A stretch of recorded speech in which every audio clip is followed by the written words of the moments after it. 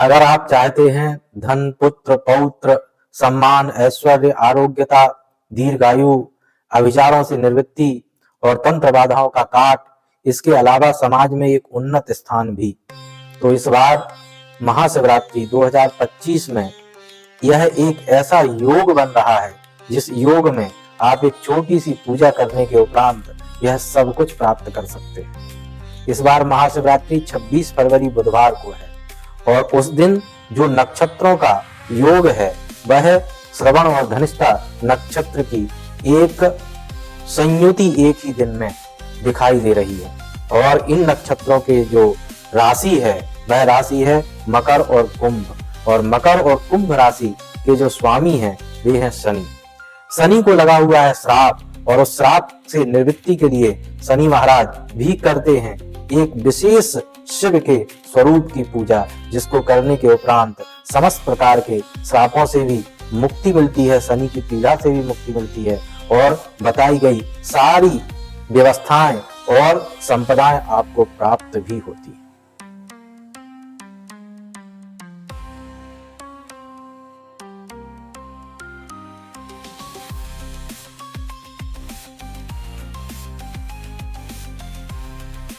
जय माई की। हम सभी जानते हैं कि शनि महाराज को श्राप लगा हुआ है उनकी पत्नी का, इसलिए वे जहां जहां दृष्टि डालते हैं वहां वहां हानि होती है और उस श्राप से निवृत्ति के लिए शनि महाराज भी महाशिवरात्रि को शिव के एक विशेष स्वरूप की पूजा करते हैं। उस शिव के विशेष स्वरूप को कहा जाता है शिव का स्त्रैण रूप, अर्थात स्त्री स्वरूप में शिव जी का रूप।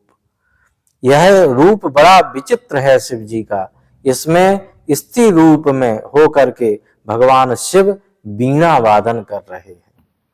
इसमें एक विशेष मंत्र इनका बताया गया है। इस मंत्र को जपने से, इस मंत्र की साधना शिवरात्रि में करने से शनि की पीड़ा से तो मुक्त हुआ ही जा सकता है और उनके इशारों पर चलने वाले राहु केतु इत्यादि की पीड़ा से भी मुक्ति प्राप्त होती है। साथ में प्राप्त होता है धन, पुत्र, पौत्र, सम्मान, ऐश्वर्य, आरोग्यता, दीर्घायु, सभी प्रकार के जो अविचार, अगर आपको लगता है कि आपके ऊपर किसी ने कोई तंत्र बाधा या विचार किया हुआ है तो उससे भी निवृत्ति होती है और समाज में एक उन्नत स्थान और ऐश्वर्य प्राप्त होता है। केवल एक दिन की पूजा से ये सभी योग आपके जीवन में बनने लगते हैं। मंत्र क्या है? मंत्र है ईम नमः शिवाय ईम, बस इतना सा मंत्र है। इस मंत्र को जपने से आपको सभी प्रकार के ऐश्वर्य प्राप्त हो सकते हैं। तो शिव के जिस स्वरूप की बात कही गई है उनके उस स्वरूप को आपको अपनी आज्ञा चक्र के स्थान में उनका ध्यान करते हुए इस मंत्र का जप करना है। कैसे करना है? यह एक दिवसीय अनुष्ठान साधना। इसके लिए आपको प्रातःकाल स्नान इत्यादि से निवृत्त होकर के भगवान शिव की पूजा करने के उपरांत किस तरह से पूजा करनी है यह भी आगे आपको बताएंगे। उसके उपरांत आपको इस मंत्र का जप करना है अपने गुरुदेव भगवान से आज्ञा लेकर। तो इस मंत्र का आपको जप करना है। कितना जप करना है इस मंत्र का? 7000 की मात्रा में, 7000 की संख्या में इस मंत्र का आपको पूरे दिन में और रात में 24 घंटे के अंदर जप करना है। इनके दशांश हवन की विधि क्या है? जब आप जप करते हैं तो उसका दशांश आपको हवन करना होता है और हवन का दशांश आपको तर्पण करना होता है और तर्पण का दशांश मार्जन करना होता है, मार्जन का दशांश फिर ब्राह्मण भोज करना होता है। तो इस प्रकार से यह पंचांग पुरस्कार कहा जाता है, पंचांग अनुष्ठान कहा जाता है। तो इसी तरह से आपको 7000 के दशांश का हवन करना है, उसका दशांश तर्पण, उसका दशांश मार्जन और उसका दशांश फिर ब्राह्मण भोजन भी कराना है। हवन में आपको जो विधि है उसी विधि के अनुसार हवन करना है। किसी सुयोग्य आचार्य या गुरु के आश्रय में आपको इस हवन को संपन्न करना है। अगर आप नहीं कर सकते हैं तो आपको किसी को संकल्पित करते हुए उसके माध्यम से, एक सुयोग्य आचार्य या गुरु के माध्यम से इस हवन को कराना चाहिए। हवन की समिधा और हवन की साकल हवन सामग्री भी विशेष बताई गई है, जिसकी चर्चा हम आगे करेंगे। पहले जान लेते हैं क्या करना है इनका व्रत और उपवास। व्रत और उपवास भी जरूरी है। ये शिव के शक्ति रूप की, स्त्री रूप की आराधना है और शक्ति की आराधना साधना शक्तिहीन होकर के नहीं की जा सकती। इसलिए व्रत और उपवास की उपयोगिता इस पूरे अनुष्ठान में नहीं बताई गई है। लेकिन महाशिवरात्रि का दिन है और उस दिन प्रायः सभी व्रत करते ही हैं, तो आप व्रत भी कर सकते हैं, किंतु भूखा रहना नहीं चाहिए। आप भूखे रह करके यह साधना न करें।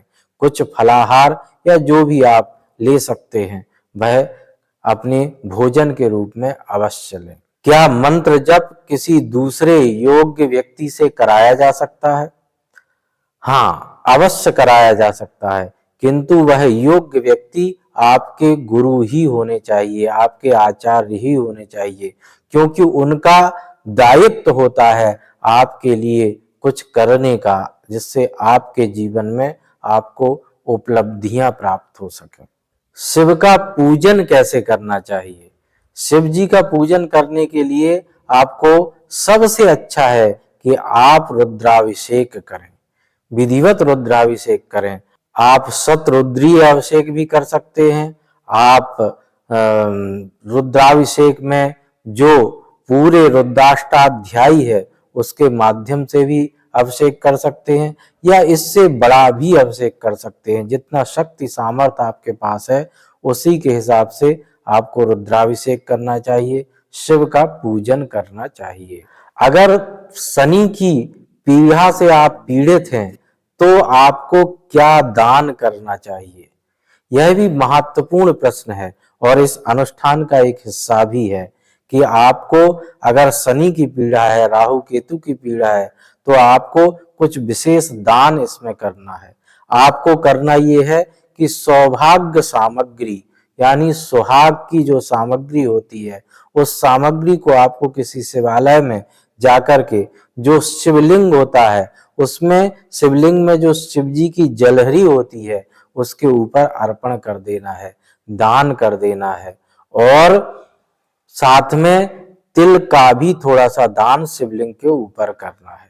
इस तरह से दान करने से आप शनि की पीड़ा से भी मुक्त हो सकते हैं।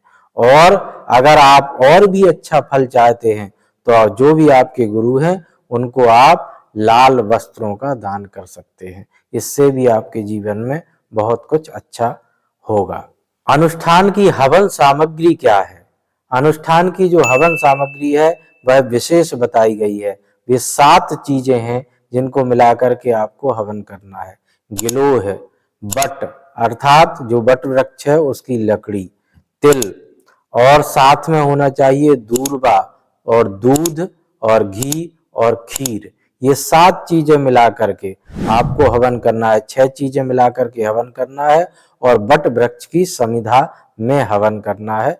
तो इस तरह से इन 7 चीजों से अगर आप हवन करते हैं तो ये अनुष्ठान आपको बहुत ही लाभप्रद हो सकता है। तो इस तरह से आप इस पूरे अनुष्ठान का लाभ लें। महाशिवरात्रि की आपको अग्रिम शुभकामनाएं। जय माई की। अब आप तंत्र मंत्र, 10 महाविद्या, साधना, ध्यान, योग और धर्म से संबंधित विषयों पर एक गहरी सारगर्भित रहस्यपूर्ण जानकारी प्राप्त करने के लिए एवं धार्मिक जगत में निरंतर घटने वाले समसामयिक बिंदुओं पर वैज्ञानिक दृष्टिकोण प्राप्त करने के लिए हमारे नए YouTube चैनल आचार्य संजय को सब्सक्राइब करें। इसका लिंक आपको डिस्क्रिप्शन में प्राप्त हो जाए।